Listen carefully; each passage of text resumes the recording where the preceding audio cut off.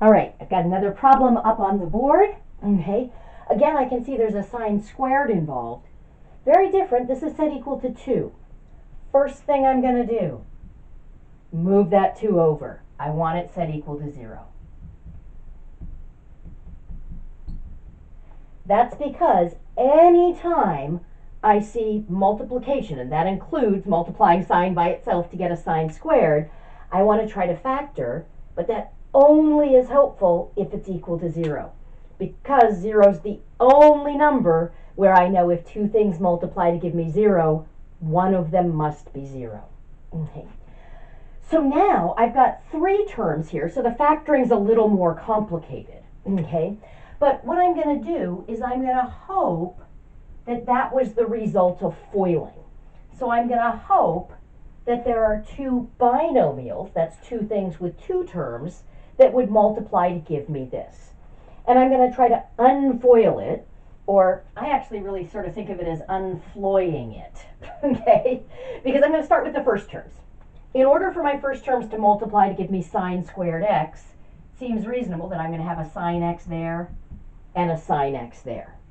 But rather than going to the OI, because that's more complicated, that's the outsides and the insides together, I'm going to jump to the last. That's why I'm thinking of this as unFLOIing. Okay, so I'm going to need the numbers that I put here to multiply to give me 2. And I'm generally, when I'm factoring, I'm going to hope that it factors over the integers. So I'm not going to try crazy things like 4.5. I'm going to try 1 and 2.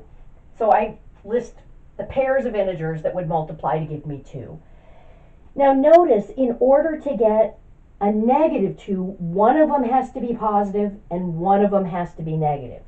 So this negative sign right here tells me that I'm going to have opposite signs. One positive, one negative.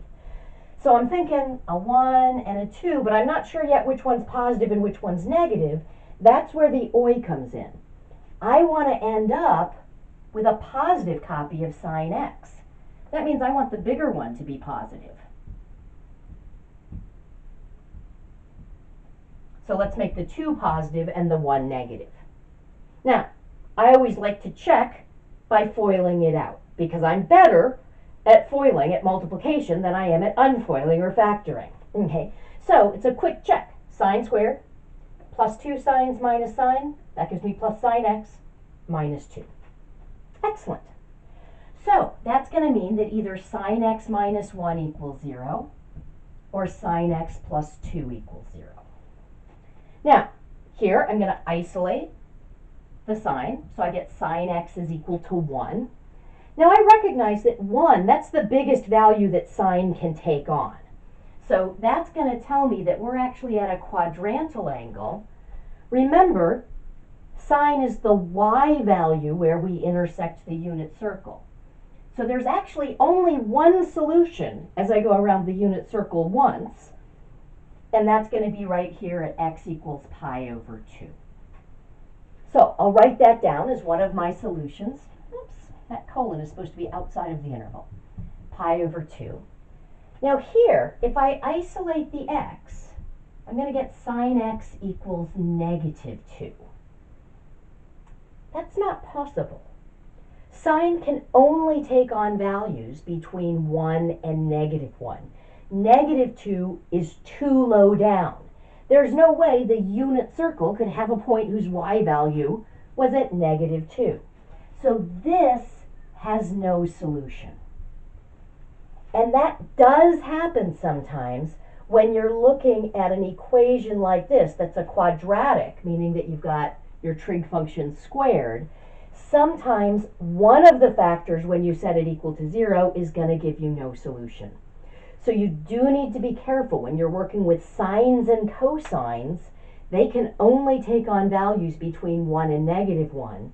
So if you get something bigger than 1 or negative 1, or smaller than negative 1 is equal to your trig function, you've got to say there's no solution. But that doesn't mean there's no solution overall. That just means there's no solution to this part.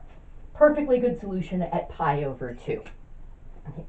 So then all solutions would just be pi over 2 plus 2 pi n, where n is an integer. Okay, So I'm going to give you folks one to work on that's also going to involve some factoring. Okay. And just for kicks, let's do this one in degrees. So I'm going to ask for solutions in the interval from 0 to 306, 0 degrees to 360 degrees, and then all solutions.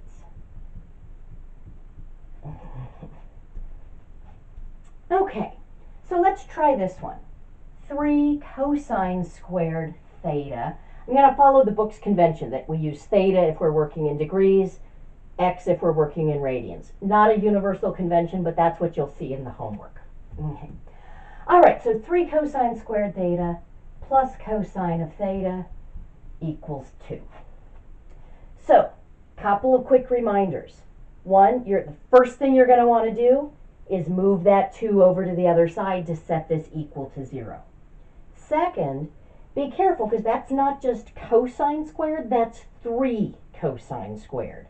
So when you're unfoiling, in order to get 3 cosine squared, you don't need just cosine and cosine. You probably need cosine and 3 cosine of x. Okay. So a little bit trickier than the last one maybe, but I think you can handle it. Give it a shot. In the next video, we'll work through it together.